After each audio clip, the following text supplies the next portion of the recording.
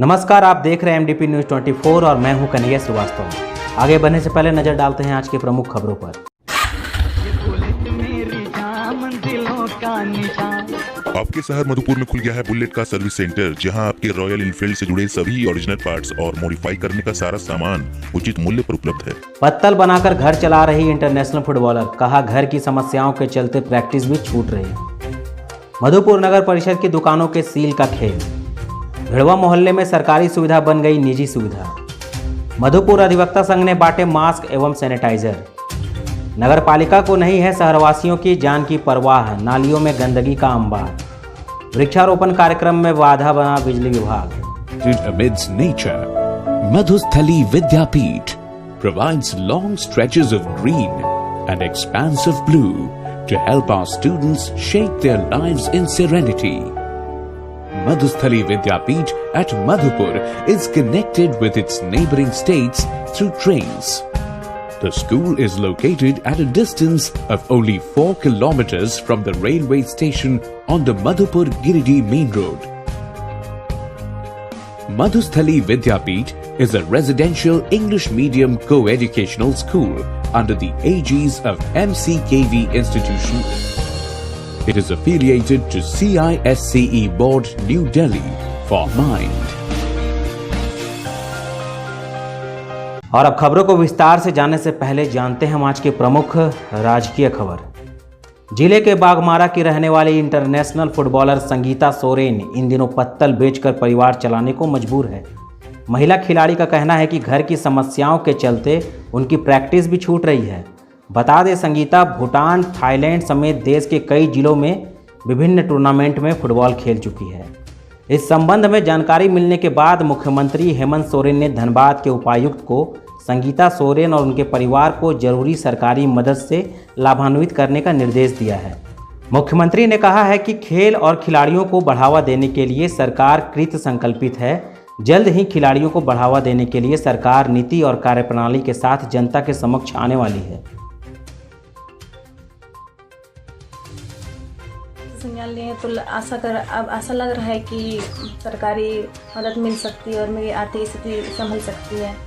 क्या कुछ स्थिति थी पहले? इससे पहले बहुत खराब स्थिति थी कि हम लोग जो परिवार चलता है बहुत मुश्किल से चलता है। 2 वक्त की रोटी भी बहुत मुश्किल से मिलती है, जो बस मजदूरी पर निर्भर है। मजदूरी हो तो राशन आए और नहीं है, मजदूरी नहीं होगा तो फिर नहीं आता है। फुटबॉल खेले थे, क्या कुछ आशा जगी थी? जब फुटबॉल खेले तो बहुत कुछ आशा लगी कि मैं अपने डिस्ट्रिक्ट से लेके अपने भारत तक के लिए खेलूंगी, नाम रोशन करूंगी और इससे खेलने से हो सके मुझे सरकारी आवश्यकता मिलेगी और जिससे मैं अपनी आर्थिक स्थिति को संभाल सकूं। मुख्यमंत्री को क्या कहना चाहेंगे? मैं बस इतना कहना चाहती हूँ मुख्यमंत्री से, मुझे बस आर्थिक स्थिति में जो मदद चाहिए वो मिले। विगत दिनों मधुपुर नगर परिषद द्वारा शराब दुकानों को लेकर एक अजीब सा खेल मधुपुर वासियों को देखने को मिला। पहले पूरी तत्परता से जाकर कार्यपालक पदाधिकारी द्वारा दुकानों को सील किया जाता है। उसके कुछ ही घंटों के बाद फिर सभी दुकानें पूर्व की तरह खुल भी जाती है। सबसे आश्चर्य वाली बात इसमें यह है कि इसी कुछ घंटों में बोर्ड के सदस्य अनापत्ति प्रमाण पत्र पर हस्ताक्षर भी कर देते हैं। पहले जिन पार्षदों ने इन दुकानों पर आपत्ति जताई थी उनकी भी हस्ताक्षर इसमें देखने को मिलती है। अब यह खेल दुकानों के किराया बढ़ाने का था, जैसा कि नगर माता ने कहा, या फिर पर्दे के पीछे कोई और खेल चल रहा है। जिन वार्ड पार्षदों ने इस अनापत्ति प्रमाण पत्र पर हस्ताक्षर करने में जितनी तत्परता दिखाई, यदि इतनी ही तत्परता वो अपने वार्ड की समस्याओं पर दिखाते तो शायद वार्ड की स्थिति इस तरह बदहाल नहीं होती। पूरे नगर परिषद क्षेत्र में आप किसी भी वार्ड में चले जाइए, खास करके बरसात के दिनों में आप जाके देखिए कितनी समस्याएं वार्ड में मुंह खोल कर खड़ी है।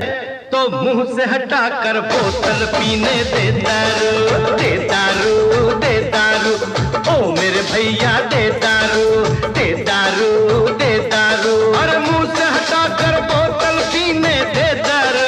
बड़े दिनों के बाद मिली है ये दारू, दे दारू, दे दारू, बड़े दिनों के बाद मिली है ये दारू। अरे होश रहे न बाकी साकी दे दारू, दे दारू, दे दारू, ओ मेरे भैया दे दारू, दे दारू, दे दारू, बैजू भैया की। मधुपुर के भिड़वा मोहल्ले में जिला परिषद के द्वारा किसी व्यक्ति की निजी जमीन पर सरकारी कुआं एवं सरकारी चापानल बनवाया गया था और जिससे पूरे मोहल्ले वासी को इस सुविधा का लाभ मिल रहा था। लेकिन अब जमीन के मालिक ने अपने ज़मीन में बाउंड्री वाल कर सरकारी कुएं एवं चापानल को अपने अधिकार में कर लिया है, जिसके कारण मोहल्ले वासी को जो पीने का पानी इस सरकारी कुएं एवं चापानल से मिल पाता था, अब वह इस लाभ से वंचित हो गए हैं। उक्त जमीन के मालिक ने सरकारी कुएं को घर का शोकपीट बना लिया है और चापानल से किसी को पानी नहीं लेने दे रहा।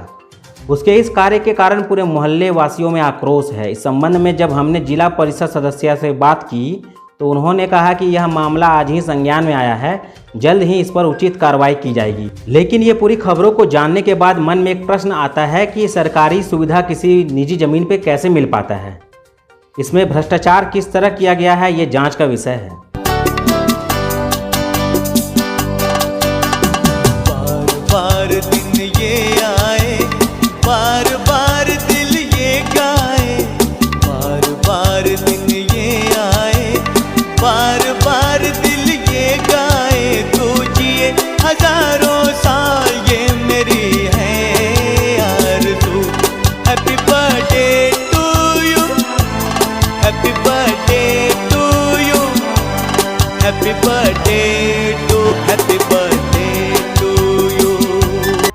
वैश्विक महामारी कोरोना वायरस के बढ़ते संक्रमण को ध्यान में रखते हुए आज मधुपुर व्यवहार न्यायालय में मधुपुर अधिवक्ता संघ द्वारा कोर्ट परिसर में सभी अधिवक्ताओं, अधिवक्ता के मुंशियों एवं विभिन्न मामलों के लिए आए लोगों के बीच मास्क का वितरण किया गया। यहाँ उल्लेखनीय बात यह है कि बहुत ही अनिवार्य मामलों के निष्पादन के लिए ही न्यायालय में कार्य हो रहे हैं। मौके पर अधिवक्ता संघ के संयुक्त सचिव जितेंद्र कुमार सिन्हा ने कहा कि पूरे एहतियात के साथ न्यायालय के कार्य किए जा रहे हैं। सभी अधिवक्ता तो मास्क एवं सैनिटाइजर का प्रयोग कर ही रहे हैं, साथ ही साथ जो भी लोग किसी मामले को लेकर कोर्ट परिसर में आते हैं उन्हें भी मास्क एवं सैनिटाइजर का प्रयोग करने की अपील की जाती है। तो पूरे एहतियात के साथ अपना कोर्ट का कार्य कर रहे हैं, सोशल डिस्टेंसिंग को मेंटेन कर रहे हैं, सब मास्क का उपयोग कर रहे हैं और इसी चीज़ को ध्यान में रखते हुए आज कोर्ट परिसर में मास्क का वितरण किया गया है। सभी अधिवक्ताओं को, अधिवक्ता के मुंशी को, जो कोर्ट में बिना मास्क के नज़र आ रहे हैं, सबों को हमने मास्क दिया है और सबों से कहा है कि मास्क का उपयोग कीजिए, सोशल डिस्टेंसिंग मेंटेन कीजिए, सैनिटाइजर का उपयोग कीजिए। जहां एक और सरकार बार बार लोगों से स्वच्छता पर जोर देने की अपील कर रही है, वहीं मधुपुर नगरपालिका बिल्कुल ही इसके विपरीत दिख रही है। मधुपुर नगरपालिका की उदासीनता इस बात से ज्ञात होता है कि नगरपालिका कार्यालय से महज 100 कदम की दूरी और रेलवे फुटबॉल ग्राउंड के बिल्कुल सामने की नाली का स्लैब महीनों से टूटा पड़ा है और नाली पूरी तरह से खुल गई है। बरसात के दिनों में पानी जम गए हैं और जिस कारण कीटाणुओं का पनपना भी शुरू हो गया है। लेकिन इस बात से बेखबर नगरपालिका आज तक उसे बनवाने की कोशिश नहीं की। आसपास के दुकानदारों का कहना है कि उन्हें हमेशा डर बना रहता है कि मक्खी मच्छरों से कोई बीमारी न फैल जाए। साथ ही साथ ये डर भी रहता है कि कोई भी ग्राहक गलती से नाले में गिरकर कोई अनहोनी न कर बैठे। ज्ञात हो कि शहर की ये इकलौती समस्या नहीं है। यदि आप शहर के एक चक्कर लगा लें तो ऐसी दर्जनों समस्याएं आपको दिख सकती है। यहाँ पर सर जो है 4 महीना से जो है ये नाला टूटा हुआ है, इसके कारण से दुकानदारी करने में बहुत सा दिक्कत हो रहा है। ग्राहक लोग आता है, डर लगता है कहीं गिर उड़ न जाए। नगर पालिका में भी लिख करके दिए, कोई सुनवाई नहीं है। ये मार्च में दी। पर्यावरण को स्वच्छ और संतुलित रखने के लिए सरकार द्वारा विभिन्न प्रकार की योजनाएं चलाई जा रही है। सरकार द्वारा ग्रामीण क्षेत्र में मनरेगा एवं अन्य योजनाओं के तहत वृक्षारोपण का कार्य लगातार चलाया जा रहा है। वहीं अनुमंडल क्षेत्र के करौ प्रखंड के रानीडीह गांव में 3 वर्ष पूर्व लगाए गए सैकड़ों आम के पौधे जो अब वृक्ष का रूप धारण करते जा रहे हैं, लेकिन बिजली विभाग की लापरवाही के कारण सरकार के इस कार्यक्रम में बाधा उत्पन्न हो रही है। रानीडीह गांव के निवासी नवल किशोर सिंह कहते हैं कि उन्होंने अपने मेहनत और लगन से बंजर भूमि को आबाद कर आम एवं अन्य फलदार वृक्षों को लगाकर भूमि को हरा भरा कर दिया है, जिससे आसपास के लोग भी इससे प्रेरित हो रहे हैं। लेकिन अब एक समस्या आ रही है कि उनके बगीचे के ऊपर से 11,000 बिजली का तार गया हुआ है और बरसात के दिनों में वज्रपात के समय बिजली के झटके से कई पौधे जो अब वृक्ष बन चुके थे वह सूख जा रहे हैं और उनके 3-4 सालों के मेहनत पर पानी फिर रहा है। उन्होंने बिजली विभाग के सभी पदाधिकारियों से आवेदन देकर गुहार लगाई है कि बिजली विभाग 11,000 के तार को अन्य किसी और तरफ से लेकर जाएं। इसके लिए वह हर तरह की मदद करने को भी तैयार है।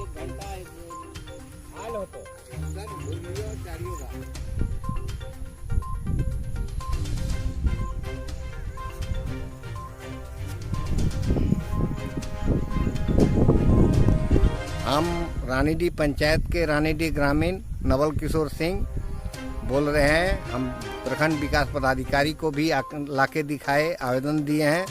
वो आवेदन बाय पोस्ट कौन सी के लिए दिए हैं आवेदन? तार हटाने के लिए कि हमारा तार तार में क्या हो जाता है? शॉर्ट करता है तो गाछ पर गिरता है। गाछ 2-4 को गाछ मर भी गया है। अच्छा, ये आपका अपना बागान है? अपना बागान है, अपना जमीन है। अपना निजी से किए हैं? नहीं, बिरसा कृषि बिरसा मुंडा आम बागवानी सरकार द्वारा दिया गया है।